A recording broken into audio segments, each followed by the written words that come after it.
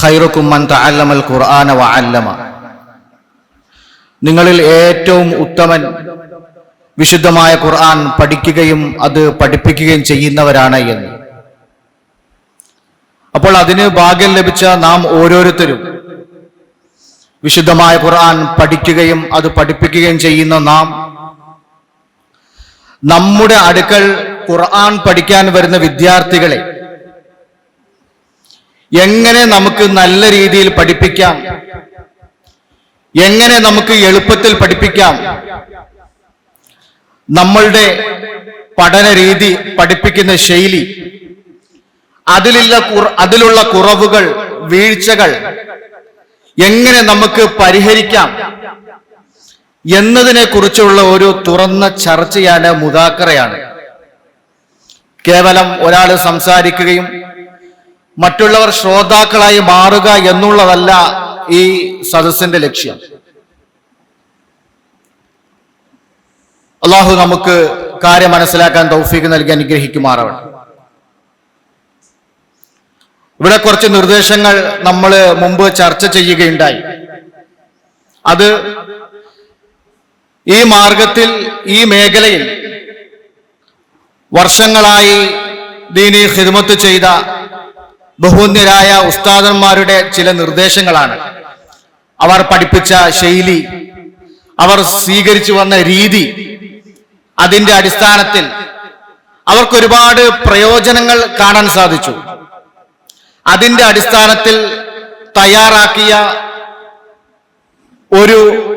ഒരു ചില നിർദ്ദേശങ്ങൾ, അത് ഞങ്ങൾ കുറച്ച് നേരത്തെ സുബൈർ ഉസ്താദ് സൂചിപ്പിച്ചതുപോലെ ഞങ്ങളെ കുറച്ച് ഉസ്താദന്മാര് കൂടി അതിൽ കുറച്ച് അപ്ഡേഷനും കൂടി ചെയ്തിട്ടുണ്ട്.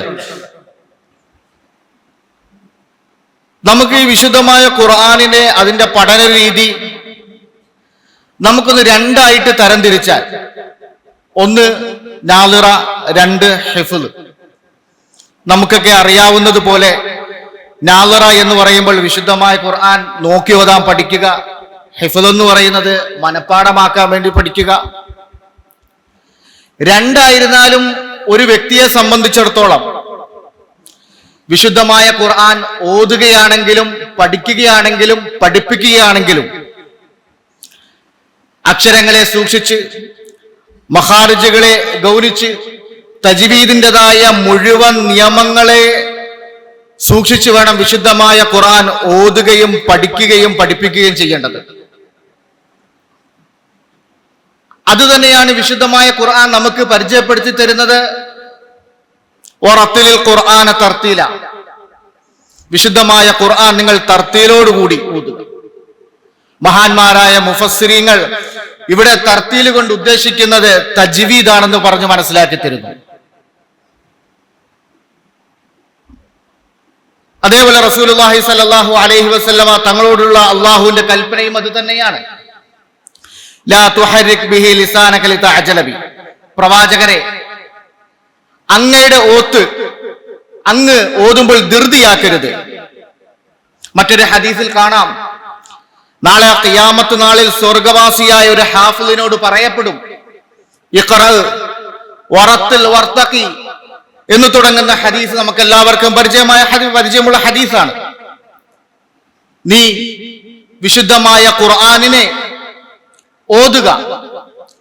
ദുനിയാവിൽ വെച്ച് നീ എപ്രകാരം വിശുദ്ധമായ ഖുർആനിനെ ഓതിയോ അതേപോലെ ഓതി സ്വർഗത്തിൻ്റെതായ പടവുകൾ നീ കയറിക്കൊണ്ടു പോവുക എന്ന് പറയുന്നതായിട്ട് ഹദീസിൽ നമുക്ക് കാണാം. അപ്പൊ ചുരുക്കത്തിൽ നമുക്ക് ഇവിടെ മനസ്സിലാവുന്നത്, നമുക്ക് ഈ ഹദീസിൽ കൂടി ആയത്തിൽ കൂടിയൊക്കെ നമുക്ക് മനസ്സിലാക്കി തരുന്നത്, വിശുദ്ധമായ ഖുർആൻ അത് ഓതുകയാണെങ്കിലും പഠിക്കുകയാണെങ്കിലും പഠിപ്പിക്കുകയാണെങ്കിലും അക്ഷരങ്ങളെ സൂക്ഷിച്ച്, മഖാരിജുകളെ, അക്ഷരങ്ങൾ പുറപ്പെടുന്ന സ്ഥാനങ്ങളെ ഗൗനിച്ച്, തജ്വീദിൻ്റെതായ മറ്റു മുഴുവൻ നിയമങ്ങളെയും ശ്രദ്ധിച്ചു വേണം ഖുർആൻ ഓതുവാനും പഠിക്കുവാനും പഠിപ്പിക്കുവാനും പാടുള്ളൂ എന്ന് തന്നെയാണ്. അൽഹംദുലില്ലാ, ഇന്ന് ഒരുപാട് സ്ഥാപനങ്ങളുണ്ട് വിശുദ്ധമായ ഖുർആൻ പഠിപ്പിക്കപ്പെടുന്ന. പക്ഷേ ഖേദകരമെന്ന് പറയട്ടെ, ചില സ്ഥലങ്ങളിൽ ഈ തജ്വീദിന് വേണ്ട പ്രാധാന്യം കൊടുക്കാതെ വെറുതെ ഖായിദയിൽ ഇരുത്തുന്ന എന്തിനാ, വെറുതെ നാദറ ചെയ്യിപ്പിക്കുന്ന എന്തിനാ, എത്രയും വേഗം ഹിഫ്ള് ചെയ്യിപ്പിച്ച് പിന്നീട് അത് ശരിയാക്കാം എന്നുള്ള ധാരണയിൽ ഹിഫ്ള് ആരംഭിക്കുന്നതായ ഒരു പ്രവണത കാണാറുണ്ട്. വളരെ തെറ്റായ ഒരു ചിന്താഗതിയാണ്, വളരെ അപകടകരമായ ഒരു രീതിയാണ്. മാത്രവുമല്ല, ആ കുട്ടികളോട് നാം ചെയ്യുന്ന അങ്ങേ അറ്റത്തെ അക്രമവും അനീതിയുമാണ്. ഇളം പ്രായത്തിൽ നമ്മുടെ അടുക്കൽ വിശുദ്ധമായ ഖുർആൻ പഠിക്കാൻ വരുന്ന വിദ്യാർത്ഥി ആ കുട്ടി അമാനത്താണെന്ന് മനസ്സിലാക്കി നല്ല രീതിയിൽ കൂടി വിശുദ്ധമായ ഖുർആൻ പഠിപ്പിച്ചു കൊടുക്കുക എന്നുള്ളത് അത് നമ്മുടെ കടമയാണ്. എനിക്ക് തന്നെ ഒരു അനുഭവം, ഈ ഇരിക്കുന്ന പല ഉസ്താദുമാർക്കും അത്തരത്തിലുള്ളതായ പല അനുഭവങ്ങളും ഉണ്ടാകും. ഇപ്പൊ നമ്മുടെ മദ്രസയിൽ മുമ്പ് ഒരു വിദ്യാർത്ഥി വന്നിരുന്നു. ഏകദേശം 8 ജുസുകളോളം ആ വിദ്യാർത്ഥി പഠിച്ചിട്ടുണ്ടായിരുന്നു. തജ്വീദിൻ്റെതായ ബാലപാഠം പോലും ആ കുട്ടിക്ക് അറിയില്ല. ആ കുട്ടിയെ ആദ്യം മുതൽ പഠിപ്പിച്ചു. അതിനോടുകൂടി തന്നെ നാം ഖാഇദ എടുത്തു കൊടുത്തു. ഇപ്പൊ ഏകദേശം ഈ ഒരു 70% ക്ലിയർ ആയിട്ടുള്ളൂ. അതേപോലെ ഒരു വിദ്യാർത്ഥി തജ്വീദൊന്നും ഇല്ലാതെ തുടക്കത്തിൽ ഇപ്രകാരം പല പ്രാവശ്യം ആവർത്തിച്ച് തെറ്റുകൾ പഠിച്ചു വെച്ചു കഴിഞ്ഞാൽ പിന്നീട് അത് ശരിയാക്കി എടുക്കുക എന്നുള്ളത് വളരെ പ്രയാസകരമായ കാര്യമാണ്. അൽഹംദുലില്ലാഹ് ഹിഫ്ള് പഠിപ്പിക്കുന്ന ഉസ്താദന്മാരാണ്, നമുക്കെല്ലാവർക്കും അതറിയാം. എന്നിരുന്നാൽ തന്നെ ഇത്തരത്തിലുള്ള മുദാക്കറയിൽ കൂടി നമുക്കൊരു വിചിന്തനം, ഒരു പുനർചിന്ത നമുക്ക് ഉണ്ടായിത്തീരും. അതിനാണ് ഇത്തരത്തിലുള്ള ഒരു ചർച്ച നമ്മൾ വെച്ചിരിക്കുന്നത്. കഴിഞ്ഞ നൂറ്റാണ്ടിൽ ജീവിച്ചിരുന്ന വലിയൊരു മഹാനായിരുന്നു ബഹുമാനപ്പെട്ട അബ്റാറുൽ ഹഖ് ഹർദോയ് റഹ്മഹുല്ല. മഹാനവറുകൾക്ക് ഈ വിഷയത്തിൽ അങ്ങേ അറ്റത്തെ ചിന്തയായിരുന്നു, ഫിക്റായിരുന്നു. ഏതൊരു മനുഷ്യനെ കണ്ടു കഴിഞ്ഞാലും വിശുദ്ധമായ ഖുർആൻ അദ്ദേഹം ഓതിപ്പിക്കുമായിരുന്നു. സൂറത്തുൽ ഫാത്തിഹ ഓതി കേൾപ്പിക്കാൻ പറയുമായിരുന്നു. ബാങ്കിൻ്റെതായ കെലിമാത്തുകൾ ചൊല്ലി കേൾപ്പിക്കാൻ ആവശ്യപ്പെടുമായിരുന്നു. അതിലുള്ളതായ കുറവുകൾ തിരുത്തി കൊടുക്കുമായിരുന്നു. അതിൻ്റെതായ ഗൗരവം മഹാനവറുകൾ പറഞ്ഞു മനസ്സിലാക്കി കൊടുക്കുമായിരുന്നു. മഹാനവറുകളുടെ വലിയ ഫിക്ർ കാരണം, ഒരു മനുഷ്യന്റെ നിയ്യത്ത് നല്ലതാണെങ്കിൽ അദ്ദേഹം ഏതൊരു കാര്യത്തിലാണോ ഫിക്ർ ചെയ്യുന്നത് അതിലേക്കുള്ളതായ വഴി അള്ളാഹു എളുപ്പമാക്കി കൊടുക്കും. മഹാനവറുകൾ അള്ളാഹു കബൂൽ ചെയ്തു. അദ്ദേഹത്തിന്റെ ഫിക്റിന്റെ പേരിൽ അള്ളാഹു തൗഫീഖ് നൽകി. അദ്ദേഹം ഒരു ചെറിയ ഗ്രന്ഥം എഴുതുകൊണ്ടായി. നമുക്ക് എല്ലാവർക്കും പരിചയമുള്ള ഒരു ഗ്രന്ഥമാണ് നൂറാനി ഖാഇദ എന്ന് പറയപ്പെടുന്നത്. കാഴ്ചയിൽ ചെറുതാണെങ്കിലും അതിൻ്റെതായ പ്രയോജനം വളരെ വലുതാണ്. ഏതൊരു വ്യക്തിയും ആ ഖാഇദ പഠിക്കുകയാണെങ്കിൽ ചുരുങ്ങിയ കാലം കൊണ്ട് വിശുദ്ധമായ ഖുർആൻ സുന്ദരമായ രൂപത്തിൽ ഓതാൻ കഴിയുമെന്നുള്ളതാണ്. അപ്പോൾ വിശുദ്ധമായ ഖുർആൻ പഠിക്കാൻ വരുന്ന, നമ്മൾ പഠിക്കുകയും പഠിപ്പിക്കുകയും ചെയ്യുന്ന നമ്മുടെ അടുത്തേക്ക് ഒരു വിദ്യാർത്ഥി ആദ്യം പഠിക്കാൻ വരുമ്പോൾ നാം ചെയ്യേണ്ടത് ഖാഇദ, ആദ്യം ഖാഇദ പഠിപ്പിക്കുക, പിന്നീട് നാദറ പഠിപ്പിക്കുക. ഇത് രണ്ടും കൂടി ഒത്ത ഒരു ഗ്രന്ഥമാണ് നൂറാനി ഖാഇദ എന്നുള്ളത്. ഒറ്റ വാക്കിൽ പറഞ്ഞാൽ നൂറാനി ഖാഇദ പഠിപ്പിക്കുക എന്നുള്ളതാണ്. അൽഹംദുലില്ലാഹ് ഇന്ന് പല സ്ഥാപനങ്ങളിലും ലോകാടിസ്ഥാനത്തിൽ തന്നെ എല്ലാ സ്ഥലങ്ങളിലും ഹിഫ്ള് പഠിപ്പിക്കുന്ന വിദ്യാർത്ഥിക്ക് ആദ്യമായി പഠിപ്പിക്കുന്നത് നൂറാനി ഖാഇദ തന്നെയാണ് എന്നുള്ളതാണ് നമുക്ക് മനസ്സിലാക്കാൻ സാധിച്ചത്. എന്നിരുന്നാൽ തന്നെയും ചില സ്ഥലങ്ങളിൽ ഇതിന്റെ പഠിപ്പിക്കേണ്ടതായ രീതി, പ്രത്യേകിച്ച് തുടക്കക്കാർക്ക് വലിയൊരു ഐഡിയ ഇല്ല, ഒരു കാഴ്ചപ്പാടില്ല. അപ്പൊ അതുകൊണ്ട് അതിനെ ഒരു മുറത്തബാക്കിയിട്ട് ഒന്ന് ക്രമീകരിച്ച് അതിന്റെ ഒരു ശൈലിയെ പഠിപ്പിക്കേണ്ട ഒരു രീതി ഉണ്ടാക്കിയിട്ടുണ്ട്. അതെങ്ങനെ പഠിപ്പിക്കണം എന്നുള്ളത്. അതിന് ശേഷം വേണം ഹിഫ്ളിലേക്ക് ഒരു വിദ്യാർത്ഥിയെ ഇരുത്താവൂ എന്നുള്ളതാണ് അതിൻ്റെ ഒരു രീതി. അപ്പൊ ആദ്യമായിട്ട് ഒരു വിദ്യാർത്ഥി ഹിഫ്ള് പഠിക്കാൻ വന്നു കഴിഞ്ഞാൽ നാം ചെയ്യേണ്ടതായ കാര്യം, ഫസ്റ്റ് തന്നെ നാം പാഠമെടുക്കാതെ, പാഠം തുടങ്ങാതെ ആദ്യമായിട്ട് നാം അവനെ പരിചയപ്പെടുക എന്നുള്ളതാണ്. അവന്റെ വീടിന്റെ പശ്ചാത്തലം, ആ സാഹചര്യം ഇതൊക്കെ ചോദിച്ച് അവനെ മനസ്സിലാക്കുക എന്നുള്ളതാണ്. മനസ്സിലാക്കി കഴിഞ്ഞാൽ അതുകൊണ്ടുള്ള ഗുണം എന്താന്ന് പറഞ്ഞാൽ, ഈ കുട്ടിക്ക് എന്തെങ്കിലും ഒരു വിഷമം വന്നു കഴിഞ്ഞാൽ, അല്ലെങ്കിൽ ചില കുട്ടികൾക്ക് ഒരു വിഷമം ഉണ്ടാകും, ചില കുട്ടികളാണെങ്കിൽ കുരുത്തക്കേട് കൂടുതലായിരിക്കും. മുമ്പേ തന്നെ നാം കുട്ടിയെ പരിചയപ്പെടുകയും അവന്റെ വീടിന്റെ അവൻ വന്ന പശ്ചാത്തലങ്ങളൊക്കെ മനസ്സിലാക്കി കഴിഞ്ഞാൽ നമുക്ക് ആ കുട്ടിയെ ട്രീറ്റ് ചെയ്യാൻ വളരെ എളുപ്പമായി തീരും. അതുകൊണ്ട് ആദ്യത്തെ 1-2 ദിവസങ്ങളിൽ കുട്ടിയെ പരിചയപ്പെടുക, ഉസ്താദും മദ്രസയുമായിട്ട് നല്ലൊരു ഇണക്കം ഉണ്ടാക്കിയെടുക്കുക. നല്ല കുട്ടികളെ കൂട്ടിയിരുത്തി ചെറിയ ചെറിയ കഥകളൊക്കെ പറഞ്ഞു കൊടുക്കുക. അങ്ങനെ നല്ലൊരു ഫ്രണ്ട്ഷിപ്പ് വളർത്തിയെടുക്കുക. തുടർന്ന് പതുക്കെ പതുക്കെ നമ്മൾ ആദ്യം അക്ഷരങ്ങൾ പഠിപ്പിക്കുക, ശേഷം മഖ്റജുകൾ പഠിപ്പിക്കുക. അതേപോലെ ഈ മഖ്റജുകൾ പഠിപ്പിക്കുമ്പോൾ എവിടെ നിന്നാണ് ഈ അക്ഷരങ്ങൾ പുറപ്പെടുന്നത് എന്ന് കുട്ടികൾക്ക് നമ്മൾ പറഞ്ഞ് മനസ്സിലാക്കി കൊടുക്കണം. അതിനുവേണ്ടി നമുക്കൊരു കണ്ണാടിയുടെ സഹായം നമുക്ക് ഉപയോഗപ്പെടുത്താം. അങ്ങനെ അക്ഷരങ്ങൾ പഠിപ്പിച്ചു, കൂട്ടക്ഷരങ്ങൾ പഠിപ്പിച്ചു. പിന്നെ ഹറക്കാത്തുകൾ, അവകൾ അക്ഷരങ്ങളിലും വാക്കുകളിലും വരുന്ന വ്യത്യസ്ത രീതി, അതിനെ തുടർന്ന് കായയിലെ മറ്റു നിയമങ്ങൾ, മീം സാക്കിന മീമിന്റെ തൻവീനിന്റെ നിയമങ്ങള്, ഷംസിയ, കമരിയ, കൽക്കല, ഷെദ്ദിന്റെ നിയമം, റായിന്റെ നിയമം, മദ്ദിന്റെ നിയമം, വഖഫ്, ഇങ്ങനെ മറ്റു പാഠങ്ങളൊക്കെ നമ്മൾ തുടങ്ങുക. ഇങ്ങനെ കായിക ഏകദേശം ഒന്ന് പഠിപ്പിച്ച് കഴിഞ്ഞു കഴിഞ്ഞാൽ ഖുർആനിലെ നമ്മൾ കായിക പഠിപ്പിക്കൽ അതിനകത്തുള്ള ഉദാഹരണങ്ങൾ, അതിന് പുറമെ ഖുർആനിൽ നിന്നും വേറെ കുറച്ച് നിയമങ്ങൾ കണ്ടെത്തി പഠിച്ചു വരാൻ വേണ്ടി വിദ്യാർത്ഥികൾ പറയുക. ഇങ്ങനെ എല്ലാ നിയമങ്ങളും പഠിച്ച് വിശുദ്ധമായ ഖുർആനിൽ നിന്നും കുട്ടിക്ക് നല്ല രീതിയിൽ നിയമങ്ങൾ പറയാൻ കഴിയുമെങ്കിൽ ഈ കുട്ടിയെ നമുക്ക് ഖായിദയിൽ നിന്നും നമുക്ക് നാളിറയ്ക്ക് മാറ്റാം. ഇങ്ങനെ സജ്ജമാക്കി എടുക്കാൻ ഏകദേശം ഒരു 2 മാസമെങ്കിലും എടുക്കുമെന്നാണ് നമ്മൾ തയ്യാറാക്കിയിരിക്കുന്ന ഇതിൽ നുബുദയിൽ പറയുന്നത്. പിന്നെ നാം ശ്രദ്ധിക്കേണ്ടതായ കാര്യം, കുട്ടികളെ നാം അഡ്മിഷൻ ചെയ്തെടുക്കുമ്പോൾ ഒരുമിച്ച് ഇന്റർവ്യൂ ചെയ്തെടുക്കുക. ഒരാഴ്ച ഈ കുട്ടി എടുത്തു, പിന്നെ അടുത്ത മാസം വേറൊരു കുട്ടി എടുത്തു, പിന്നെ 2 മാസം കഴിഞ്ഞ് ഇടയ്ക്ക് വേറൊരു കുട്ടി എടുത്തു. ഇങ്ങനെ എടുത്തു കഴിഞ്ഞാൽ ഇതിനകത്ത് ഒരുപാട് പ്രശ്നങ്ങൾ വരും. ഒന്ന്,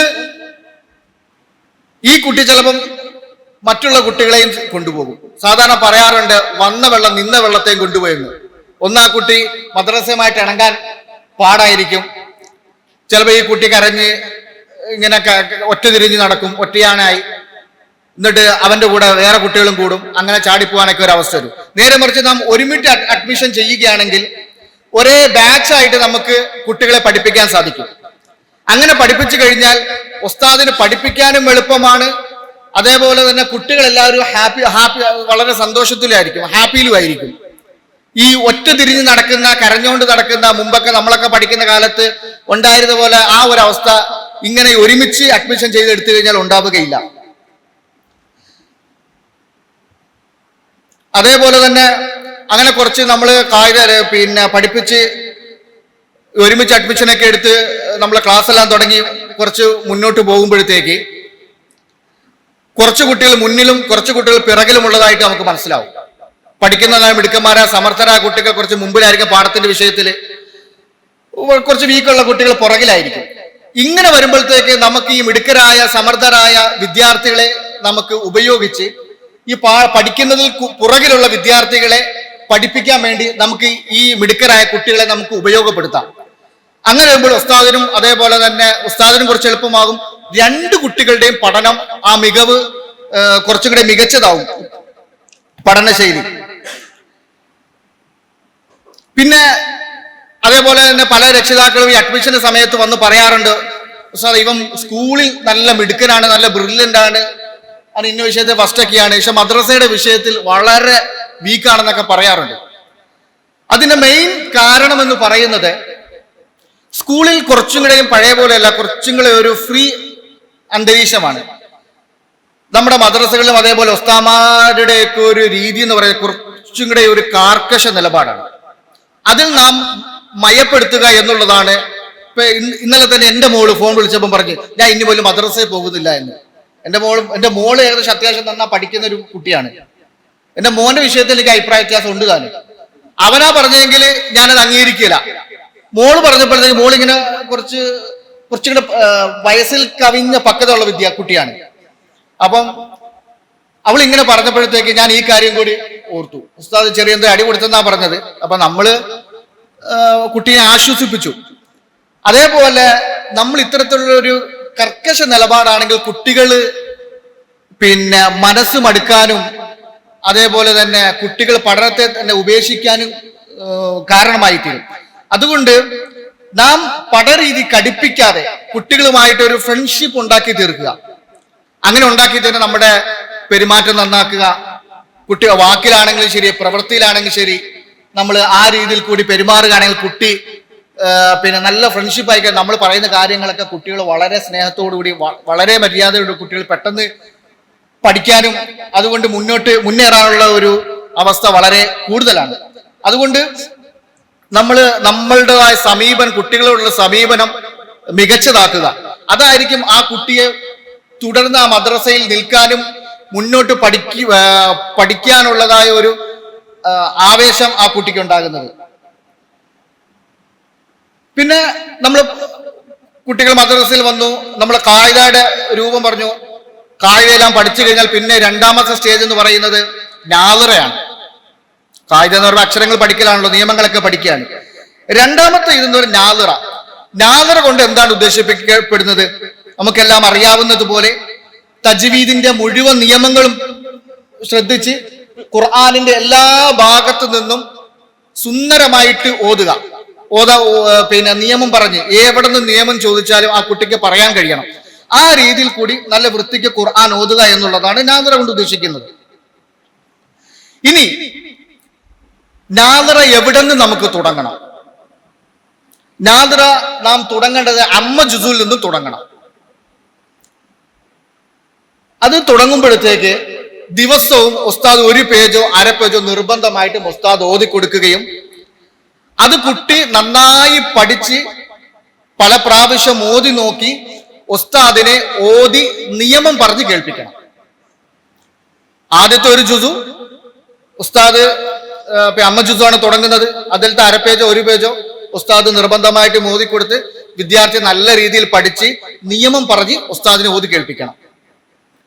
രണ്ടാമത്തെ ജുസു മുതൽ കുട്ടികൾ സ്വന്തമായിട്ട് പഠിച്ച് ഉസ്താദിനെ ഓതി കേൾപ്പിക്കണം. അങ്ങനെ ഒരു ജുസു കഴിഞ്ഞു. പിന്നീട് നമ്മൾ അടുത്ത നാദിറ നമ്മൾ തുടങ്ങേണ്ടത് അതിന്റെ അടുത്ത ജുസു ആയിരിക്കണം. ഇവിടെ അതിന് ഏറ്റവും നല്ലത് അവസാനത്തെ മൻസിലിൽ നിന്ന് തുടങ്ങലാണ്. അവസാനത്തെ മൻസിൽ എന്ന് പറയുന്ന സൂറത്തിൽ ഖാഫ് മുതൽ സൂറത്ത് നാസ് വരെയാണ്.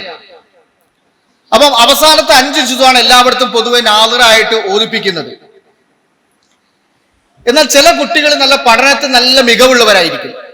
ഈ കുട്ടികൾക്ക് ഈ 5 ജുസു ഒന്നും ഓതിപ്പിക്കേണ്ടതായ ആവശ്യം വരികയില്ല. ഏകദേശം ഒരു 3 ജുസു ഒക്കെ നാദിറ ചെയ്ത് കഴിയുമ്പോഴത്തേക്ക് ആ കുട്ടി ഹെഫ്ലിലേക്ക് പാകമുള്ള കുട്ടിയായിരിക്കും. അങ്ങനെ വന്നു കഴിഞ്ഞാൽ നമുക്ക് ആ കുട്ടിയെ ഹെഫ്ലിലേക്ക് മാറ്റുന്നതിൽ കുഴപ്പമൊന്നുമില്ല.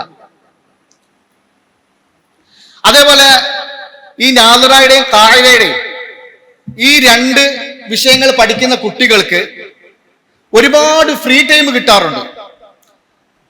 കാരണം സ്കൂളിലൊക്കെ 7ഉം 8ഉം പീരീഡുകൾ ഇവർക്ക് ഉണ്ടാവും. അപ്പം സ്കൂളിൽ നിന്ന് മദ്രസയിലേക്ക് വരുന്ന വിദ്യാർത്ഥി വെറും ഖായിദയുടെ ഒരു പേജ് വെച്ചിരിക്കുക, അല്ലെങ്കിൽ ഒരു പാഠം വെച്ചിരിക്കുക, അതേപോലെ തന്നെ ഖുർആനിന്റെ ഏതെങ്കിലും ഒരു സൂറത്ത് ഒരു പേജ് വെച്ചിരിക്കുക, രാവിലെ വൈകുന്നേരം വരെ ഇരിക്കുക എന്ന് പറഞ്ഞാല് കണ്ടമാനൊന്നും പഠിക്കാനുണ്ടാവില്ല. എത്രത്തോളം കുട്ടികൾക്ക് ഫ്രീ ടൈം കിട്ടുന്നു അത്രത്തോളം അവൻ മടിയനും അലസനുമായി തീരും. അതുകൊണ്ട് സ്കൂളിലെ പോലെ തന്നെ നമുക്ക് ഈ കുട്ടികളെ പീരീഡ് ആയിട്ട് തിരിച്ച് കുട്ടികളെ സമയം നമുക്ക് ഉപയോഗപ്പെടുത്താം. സാധാരണ രീതിയിൽ മുമ്പൊക്കെ പല രക്ഷിതാക്കളും പറയാറുണ്ട്, ഉസ്താദ് മദ്രസയിലേക്ക് ഞാൻ എങ്ങനെയാണോ കുട്ടീനെ വിട്ടത് അതേപോലെ തന്നെ ഇപ്പോഴും അവന്റെ അവസ്ഥ. കാരണം മദ്രസയിൽ ഇവിടെ കൊണ്ട് വിട്ട് ഇവനൊക്കെ നാട്ടിൽ പോകുമ്പോഴത്തേക്ക് അവനിക്ക് നമസ്കരിക്കാൻ അറിയില്ല ഉസ്താദ്, അവനിക്ക് ദുആ അറിയില്ല എന്നുള്ളൊക്കെ പരാതിയൊക്കെ പറയാറുണ്ടായിരുന്നു. അപ്പൊ അതിനൊരു പരിഹാരം കൂടിയാണ് നമ്മൾ കുട്ടികൾക്ക് ഇതേ രീതിയിൽ കൂടി ഒരു കുറെ പീരീഡ് ആയിട്ട് നമ്മൾ തിരിക്കുക എന്നുള്ളത്. ഏതിനാണോ കൂടുതൽ സമയം വേണ്ട അതിന് കുറച്ച് കൂടുതൽ ടൈം കൊടുക്കുക. നാദറ അടിസ്ഥാനപരമായി ഇപ്പൊ ഖായിദ ആണെങ്കിൽ ഖായിദയെ കുറച്ച് ടൈം കൊടുക്കുക, നാദറയ്ക്ക് കുറിച്ച് കൂടുതൽ സമയം കൊടുക്കുക. ബാക്കിയുള്ള വിഷയങ്ങൾ നമുക്ക് ഇതേപോലെ തന്നെ നമസ്കാരത്തിൻ്റെതായ കാര്യങ്ങൾ പഠിപ്പിക്കാനും അത്യാവശ്യം ദുആകൾ പഠിപ്പിക്കാനും അതേ നമസ്കാരത്തിന്റെ ആ രൂപം ഒന്ന് പരിശീലിപ്പിക്കുക. അങ്ങനെ അതേപോലെ തന്നെ നമ്മൾ ഈ കുട്ടികൾ പഠിക്കുന്ന കായികകൾ ഒന്ന് നമ്മൾ എന്ത് ചെയ്യുക, അക്ഷരങ്ങളൊക്കെ ഒന്ന് എഴുതിപ്പിക്കുക, പകർത്തെഴുതിപ്പിക്കുക. പിന്നെ പല സ്ഥാപനങ്ങളിലും ഇതിനോടുകൂടി സ്കൂള് തുടങ്ങുന്നതായി കണ്ടിട്ടുണ്ട്. അതും വളരെ നല്ല കാര്യമാണ്, കൊടുക്കാൻ പറ്റിയ ഏറ്റവും നല്ലതാണ്. കാരണം കുട്ടികൾക്ക് ചെറിയ കുട്ടികളാണ്, 5ന്നും 6ന്നൊക്കെ വരുന്ന വിദ്യാർത്ഥികളാണ്. അപ്പൊ അങ്ങനെ വരുമ്പോഴത്തേക്ക് എന്ത് ചെയ്യും, ആ കുട്ടികൾക്ക് സ്കൂളുമായിട്ടുള്ള ഒരു ടച്ച് നഷ്ടപ്പെടാതിരിക്കുകയും ചെയ്യും. അങ്ങനെ സ്കൂൾ സംവിധാനം കൊടുക്കാൻ പറ്റിയ വളരെ മികച്ചത് തന്നെയാണ്. പിന്നെ നേരത്തെ സൂചിപ്പിച്ചതുപോലെ ഈ കായികയ്ക്കും നാദറയ്ക്കും കായികയ്ക്ക് 2 മാസം എടുത്തതുപോലെ തന്നെ നാദറയ്ക്കും ഏകദേശം 2 മാസമാണ് ഇവിടെ കണക്കാക്കിയിരിക്കുന്നത്. പിന്നെ ഇവിടെ പറയുന്ന ഒരു കണക്ക് ഈ രീതി, ശരാശരി ഒരു വിദ്യാർത്ഥി ഹിഫ്ള് പൂർത്തീകരിക്കുവാൻ എടുക്കുന്ന സമയം എത്ര? അത് 4 വർഷമാണ് ഇവിടെ കണക്കാക്കിയിരിക്കുന്നത്. ഒരു ശരാശരി വിദ്യാർത്ഥി ആട്ടോ, നല്ല മിടുക്കരായ സമർത്ഥരായ വിദ്യാർത്ഥികൾക്കല്ല, എല്ലാ വിദ്യാർത്ഥികൾക്കുമല്ല.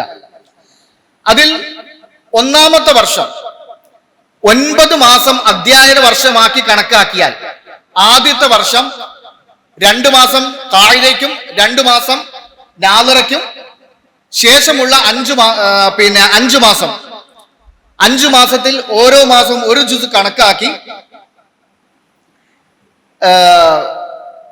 5 അല്ലെങ്കിൽ 6 ജുസ് പഠിപ്പിക്കുക. ആദ്യത്തെ വർഷം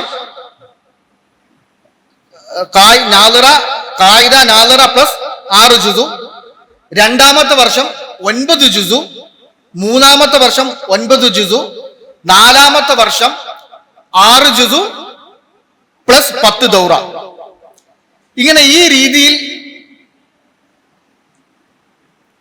പഠിപ്പിക്കുമ്പോൾ ആവറേജ് എല്ലാ കുട്ടികൾക്കും ഇൻഷാ അല്ലാഹ് ഹാഫിളാകാൻ കഴിയും.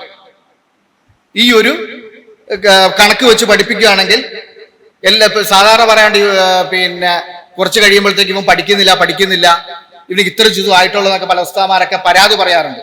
നമ്മൾ ഇങ്ങനെ ഈ ഒരു രീതി തർത്തീബിൽ പഠിപ്പിക്കുകയാണെങ്കിൽ ഇൻഷാ അല്ലാഹ് ഏകദേശം ഖുർആൻ വളരെ എളുപ്പമാണല്ലോ, ഏകദേശം ആവറേജ് ആയ എല്ലാ വിദ്യാർത്ഥികൾക്കും ഹിഫ്ള് പൂർത്തീകരിക്കാൻ കഴിയുന്ന ഒരു രീതിയാണ്. എന്നാൽ ചില മിടുക്കരായ വിദ്യാർത്ഥിയെ സംബന്ധിച്ചിടത്തോളം അവർക്ക് ഇത്രയൊന്നും ആവശ്യമില്ല. അതിന് അത് പുതിയ ആർത്തി വരുന്നുണ്ട്. അതേപോലെ തന്നെ ഈ ഒരു തർത്തീബ് കുട്ടികൾക്ക് മുമ്പേ പറഞ്ഞ് മനസ്സിലാക്കി കൊടുത്തു കഴിഞ്ഞാൽ കുട്ടികൾക്ക് ആ ഒരു കാൽക്കുലേഷൻ വെച്ച് കുട്ടികൾക്കും പഠിക്കാൻ അത് വളരെ സഹായകമാണ്. അടുത്തത് നാദറ കഴിഞ്ഞു, കായിക കഴിഞ്ഞു, നാദറ കഴിഞ്ഞു, ഹിഫ്ളിലേക്ക് കയറി. ഇനി പുതിയ പാഠമാണ്. ഈ പ്രാരംഭ വിദ്യാർത്ഥികൾക്ക് അവൻ ഹിഫ്ളിലേക്ക് കയറുമ്പോൾ തന്നെ തുടങ്ങുന്ന ജുസു, ആദ്യത്തെ ജുസു കുറഞ്ഞത് 4 പ്രാവശ്യമെങ്കിലും അവനെ നാദറ ഓതിപ്പിക്കുക. ആദ്യം ഹിഫ്ളിലേക്ക് കയറുന്ന വിദ്യാർത്ഥിയെ ആദ്യം തുടങ്ങുന്ന ജുസു കുറഞ്ഞത് 4 പ്രാവശ്യമെങ്കിലും നാദറ ഓദിക്കുക. അങ്ങനെ നാദറ ഓദിച്ചു തുടങ്ങിയാലുള്ള ഗുണം എന്താന്ന് പറഞ്ഞാല് ഏകദേശം ആ ജുസുവിനെ കുറിച്ച് കുട്ടികൾക്കൊക്കെ ഒരു രൂപം കിട്ടും. അതേപോലെ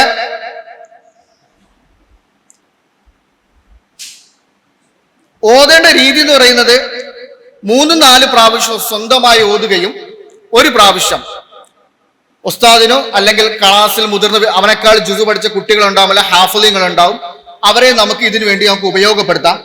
ഏറ്റവും നല്ലത് ഉസ്താദ് തന്നെ പ്രാരംഭ വിദ്യാർത്ഥികൾക്ക്, ഹിഫ്ളിലേക്ക് കയറിയ വിദ്യാർത്ഥികൾക്ക് ഉസ്താദ് തന്നെ ഓതി കൊടുക്കുന്നതാണ് എപ്പോഴും നല്ലത്. അതേപോലെ ഈ ഒരു ജുസു നമ്മൾ തുടക്കത്തിൽ 4 പ്രാവശ്യം നാദറ ചെയ്തു കഴിഞ്ഞാൽ ആ കുട്ടിക്ക് ആ ജുസുവിനെ കുറിച്ച് ഒരു നല്ല രൂപം കിട്ടുമെന്ന് നമ്മൾ പറഞ്ഞു. അങ്ങനെ നാദറ ചെയ്ത് പിറ്റേന്ന് മുതൽ പുതിയ പാഠം തുടങ്ങുകയാണെങ്കിൽ ആ പുതിയ പാഠം ഒന്നും കൂടെ നാദറ ചെയ്യിപ്പിക്കുക. ശരിക്കും നാദറ ചെയ്യിപ്പിച്ചു കഴിഞ്ഞാൽ പിറ്റേന്നുള്ള പുതിയ പാഠം അത് നല്ല കുട്ടിക്കും എളുപ്പമായിരിക്കും. അതേപോലെ തന്നെ ഉസ്താദ് അതിനകത്ത് പിന്നെ കൂടുതൽ അധ്വാനിക്കേണ്ടത് ആവശ്യം വരികയില്ല. അതുകൊണ്ട് കഴിവതും ശരിക്കും നാളത്തേക്കുള്ള പുതിയ പാഠം ഞാലറ ചെയ്യിപ്പിച്ചതിന് ശേഷം വേണം ഉസ്താദ് ഓതിക്കൊടുക്കുക, ശേഷം ഞാലറ ചെയ്യിപ്പിക്കുക, എന്നിട്ട് വേണം ആ കുട്ടി പുതിയ പാഠം പഠിക്കാൻ. ഈ രീതിയിൽ നാലറ ഓതിയിട്ടാണ് ഒരു കുട്ടി പുതിയ പാഠം പഠിക്കുന്നതെങ്കിൽ തെറ്റുകളൊന്നും ഇല്ലാതെ തന്നെ വളരെ എളുപ്പത്തിൽ മനഃപ്പാഠമാക്കാൻ കഴിയുമെന്നുള്ളതാണ്. പിന്നെ നമ്മൾ ശ്രദ്ധിക്കേണ്ട കാര്യം, ഒരു വിദ്യാർത്ഥി എത്ര നല്ല രീതിയിൽ ഖുർആൻ ഓതുന്നുണ്ടെങ്കിലും അവനിക്ക് പാഠത്തിന്റെ അളവ് ഒരിക്കലും കൂട്ടിക്കൊടുക്കരുത്. ബ്രേക്ക് ചെയ്ത് നമ്മൾ പാഠം കൊടുക്കും. തുടക്കത്തിൽ അര പേജോ അല്ലെങ്കിൽ ഒരു പേജോ മാത്രമേ കൊടുക്കാവൂ. നമ്മൾ തുടക്കത്തിൽ നമ്മൾ സാധാരണ അമ്മ ജുസു ഒക്കെ തുടങ്ങും. അമ്മ ജുസു അല്ല കുഴപ്പമില്ല എന്നുള്ള രീതിയിൽ നമ്മൾ അലസമായ ഒരു രീതിയിലാണ് വിടുന്നതെങ്കിൽ തുടർന്ന് മുമ്പിലേക്ക് കുട്ടിയുടെ പഠനം ആ ഒരു ബലഹീനത മറ്റുള്ള ജുസുക്കളിലും അത് പ്രകടമാകും. അതുകൊണ്ട് തുടക്കക്കാരായ വിദ്യാർത്ഥികൾക്ക് അര പേജിൽ കൂടുതൽ കൊടുക്കാതിരിക്കുന്നതാണ് കഴിവതും നല്ലത്. ബ്രേക്ക് ചെയ്ത് എത്ര നല്ല മിടുക്ക വിദ്യാർത്ഥിയാണെങ്കിലും ബ്രേക്ക് ചെയ്ത് തജ്വീദ് പിന്നെ ശ്രദ്ധിച്ച് എല്ലാ മുഴുവൻ നിയമങ്ങളും ശ്രദ്ധിച്ച് വേണം പഠിപ്പിക്കാനും കേൾക്കാനും. അങ്ങനെ ചെയ്തു കഴിഞ്ഞാൽ അവൻ ട്രാക്കിൽ കയറി കഴിഞ്ഞാൽ, അങ്ങനെ ബ്രേക്ക് ചെയ്ത് ആ കുട്ടി ട്രാക്കിൽ കയറി കഴിഞ്ഞാൽ പിന്നീട് ഉസ്താദിന് വലിയ അധ്വാനം വരികയില്ല. തുടക്കത്തിൽ അമ്മ ജുസു, അത് പല ആൾക്കാരും അമ്മ ജുസു അല്ല വലിയ കുഴപ്പമില്ല എന്നുള്ള രീതിയിൽ നമ്മൾ കണ്ണടച്ച് വിട്ടു കഴിഞ്ഞാൽ ആ ഒരു ബലഹീനത മറ്റു ജുസുക്കളിൽ ഉണ്ടാവുകയും പിന്നീട് ഈവൻ ട്രാക്കിൽ കയറൂല. പഠിച്ച നിയമങ്ങളൊന്നും അവനക്ക് ഓർമ്മയുണ്ടാവൂല. അങ്ങനെ ട്രാക്കിൽ കയറാതെ ഇരുന്ന് കഴിഞ്ഞാൽ മുമ്പോട്ട് വളരെ പ്രയാസമായിരിക്കും. അതുകൊണ്ട് തുടക്കക്കാരായ വിദ്യാർത്ഥികൾക്ക് ബ്രേക്ക് ചെയ്ത് പാഠം നമ്മൾ കേൾപ്പിക്കുക. ചില സ്ഥലങ്ങളിൽ ഈ പുതിയപാഠം കേൾക്കുന്നത് പുതിയപാഠത്തിന്റെ അളവ് വ്യത്യസ്തമാണ്. ഏകദേശം സാധാരണ ഒരു പുതിയ പാഠത്തിന്റെ അളവ് എന്ന് പറയുന്നത് ഹിഫ്ള് തുടങ്ങിക്കഴിഞ്ഞാൽ ഒരു ജുസ് കഴിഞ്ഞാൽ ചുരുങ്ങിയത് ഒരു പേജും കൂടിയാൽ 2 പേജിൽ കൂടുതൽ കൊടുക്കരുതെന്നാണ് സാധാരണ പറയാറുള്ളത്. എന്നാൽ ചില നല്ല ബ്രില്യൻ്റ് ആയ കുട്ടികളെ പരിഗണിച്ചുകൊണ്ട് നമുക്ക് അതിൻ്റെ അകത്ത് അളവിൽ വ്യത്യാസം വരുത്തുന്നതിൽ കുഴപ്പമില്ല. ചില സ്ഥലങ്ങളിൽ പുതിയ പാഠം ഒരു ജുസു വരെ, ഇപ്പൊ നമ്മളൊക്കെ ചെയ്യുന്ന ഒരു രീതി എന്ന് പറഞ്ഞാൽ അങ്ങനെയാണ്, ഒരു ജുസു വരെ നിർബന്ധമായിട്ടും അര പേജ്, ഒരു ജുസു കഴിഞ്ഞു 4 ജുസു വരെ നിർബന്ധ പാഠത്തിന്റെ അളവ് 1 പേജ്, 5 ജുസു കഴിഞ്ഞാൽ നിർബന്ധമായിട്ടും 2 പേജ്. ഇതാണ് നമ്മളൊക്കെ ചെയ്യുന്ന ഒരു രീതി. പിന്നെ കുട്ടികളുടെ രീതി, ചില കുട്ടികൾ എത്രയായാലും തജ്വീദ് ഒന്നും ക്ലിയർ, അങ്ങനെയുള്ള കുട്ടികൾക്ക് നമ്മൾ അളവിൽ വ്യത്യാസം കുറയ്ക്കും, അളവിൽ കുറവ് വരുത്തുകയും നല്ല മിടുക്കരായ കുട്ടികൾക്ക് അളവ് കൂട്ടിക്കൊടുക്കുകയും ചെയ്യും. അതൊക്കെ ഉസ്താദന്മാര് കുട്ടികളുടെ ആ ഒരു രീതി അനുസരിച്ച് ഉചിതം പോലെ ചെയ്യുന്നതാണ്.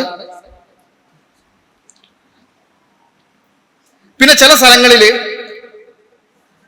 പുതിയ പാഠം ഇന്നത്തെ പുതിയ പാഠത്തോടൊപ്പം ഇന്നലത്തെയും പുതിയ പാഠം കേൾക്കുന്ന ഒരു പ്രവണതയുണ്ട്.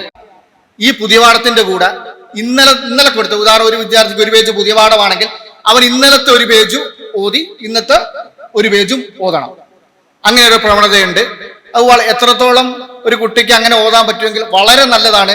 കാരണം അവന്റെ ജുസുപാഠം അപ്പൊ എളുപ്പമായി തീരും. അത് ഉസ്താദിന്, കുട്ടിക്കും നല്ലതാണ്, ഉസ്താദിനും അത് എളുപ്പമാണ്. പിന്നെ ചില സ്ഥലങ്ങളിൽ ഈ പുതിയ പാഠം പഴയ പാഠം എല്ലാം തന്നതിന് ശേഷം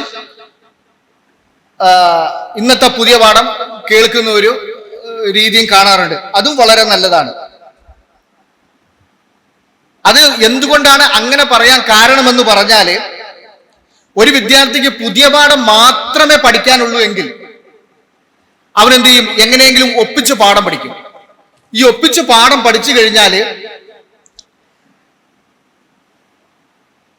ഒപ്പിച്ച് പാഠം പഠിച്ച് കേൾപ്പിച്ചു കഴിഞ്ഞാല് അതിന് നല്ല ക്ലിയർ ഉണ്ടാവില്ല. നേരെ മറിച്ച് തലേന്നത്തെ പാഠം കൂടി കേൾപ്പിക്കണമെന്നൊരു കുട്ടിക്ക് ബോധ്യം വന്നു കഴിഞ്ഞാല് ഈ 2 പാഠം അവനിക്ക് പഠിക്കണം. അപ്പം എന്ത് ചെയ്യും, അവൻ അധ്വാനിക്കുകയും ചെയ്യും, അതോടുകൂടി അവന്റെ പാഠം ക്ലിയർ ആകുകയും ചെയ്യും. ആ പുതിയ പാഠം ക്ലിയർ ആയി കഴിഞ്ഞാൽ ജുസു പാഠവും അവനിക്ക് എളുപ്പമായി. അതേപോലെ പുതിയ പാഠത്തില് 15 വരി ഒരു പേജ് കഴിഞ്ഞിട്ടാണ് തെറ്റിയതെങ്കിൽ ആ ഒരു പേജിന് തെറ്റുന്നതിന് മുമ്പ് കുത്തിടുക, സ്റ്റോപ്പ് ചെയ്യുക. ഒരു പേജിന് മുമ്പാണ് പാഠം തെറ്റിയതെങ്കിൽ ഒന്നും കൂടി പഠിച്ചിട്ട് വരാൻ വേണ്ടി അവനോട് പറയുക. എന്നിട്ടും പാഠം തെറ്റുകയാണെങ്കിൽ ഒരു പേജ് ഒരു വിദ്യാർത്ഥി കൊടുക്കുന്നതെങ്കിൽ നാളത്തേക്ക് എന്ത് ചെയ്യാം, ഈ ഒരു പേജിന്റെ കൂടെ അതിന്റെ കുറച്ചും കൂടി കൂട്ടി 1/2 പേജ് എക്സ്ട്രാ കൊടുക്കുക. എന്ന് ഒരു പേജ് കേൾപ്പിക്കുന്ന വിദ്യാർത്ഥിയാണെങ്കിൽ ഇന്നത്തെ ഒരു പേജും നാളത്തെ 1/2 പേജും കൂടി 1.5 പേജ് പാഠം കേൾപ്പിക്കാൻ വേണ്ടി കുട്ടികളോട് പറയുക. അങ്ങനെ കുട്ടികൾ ആ പാഠം നിർബന്ധമായിട്ട് പഠിച്ചിരിക്കുകയും ആ പാഠം ചില സ്ഥാപനങ്ങളൊക്കെ മഗ്‌രിബിന് ശേഷം ഉസ്താദന്മാർ കയറുന്ന ഒരു രീതി കാണാറുണ്ട്. അങ്ങനെയുണ്ടെങ്കിൽ ആ സമയത്ത് ഉസ്താദന്മാർക്ക് കേൾക്കുകയാണെങ്കിൽ അത് വളരെ നല്ലതാണ്. ഇല്ല എങ്കിൽ പിറ്റേന്ന് ആ പാഠം അങ്ങനെ തന്നെ കേൾപ്പിക്കാൻ വേണ്ടി കുട്ടിയോട് പറയുക.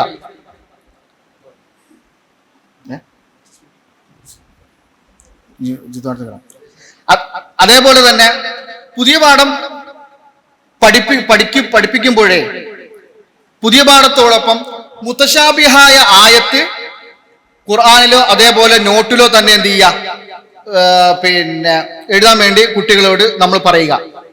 അത് ഇടയ്ക്കിടയ്ക്ക് ഉസ്താദന്മാര് ശ്രദ്ധിക്കുകയും വേണം. അതെന്തുകൊണ്ടാന്ന് വെച്ചാൽ ആ ജുസു പൂർത്തിയാകുമ്പോഴത്തേക്കും മുതശാബിഹാത്ത് വളരെ വേഗത്തിൽ പഠിച്ചു കേൾപ്പിക്കാൻ അത് മുഖേന കുട്ടിക്ക് സാധിക്കും. അതേപോലെ ഹിഫ്ള് തുടങ്ങുന്നതിന് മുമ്പ് എന്ത് ചെയ്യണം, മുതശാബിഹാത്ത് എന്താണ് എങ്ങനെയാണെന്നൊക്കെ എന്നുള്ള കുട്ടികൾക്ക് ഒന്ന് തുടക്കത്തിൽ തന്നെ പറഞ്ഞ് മനസ്സിലാക്കി കൊടുക്കുകയാണെങ്കിൽ അത് വളരെ നല്ലതാണ്. അതേപോലെ തന്നെ ഉദാഹരണമായിട്ട് ഉജൂഹു യൗമൈദ് നായിമ ഉജൂഹു യൗമൈദ് മുസ്ഫിറ എന്ന ഇതില് ഉജൂഹു യൗമൈദ് എന്ന മുതശാബിഹ് പോലെ ബാക്കിയുള്ളവയിൽ എവിടെയൊക്കെയാണ് മുതശാബിഹ് ഇതേപോലെ വരുന്നതെന്ന് കുട്ടിയോട് കണ്ടെത്തി അതേപോലെ എഴുതാൻ വേണ്ടി നമ്മൾ പറയുക. അതേപോലെ സാധാരണ പുതിയ പാഠം കേൾക്കേണ്ടത് സുബഹി കഴിഞ്ഞ ഉടനെയാണ്. 7:30 മുമ്പ് പുതിയ പാഠം നമ്മൾ കഴിവതും കേട്ടു തീർക്കുക. എന്നാൽ ചില സ്ഥലങ്ങളിൽ സുബഹയ്ക്ക് മുമ്പ് തന്നെ കേൾക്കുന്ന ഒരു അവസ്ഥയുണ്ട്, അതും വളരെ നല്ലതാണ്. പിന്നെ ജുസുപാഠമാണ്. പുതിയ പാഠം കഴിഞ്ഞ അടുത്ത ജുസുപാഠമാണ്. ജുസുപാഠം എന്ന് പറയുന്നത് ഏകദേശം 3/4 ജുസുവാണ്.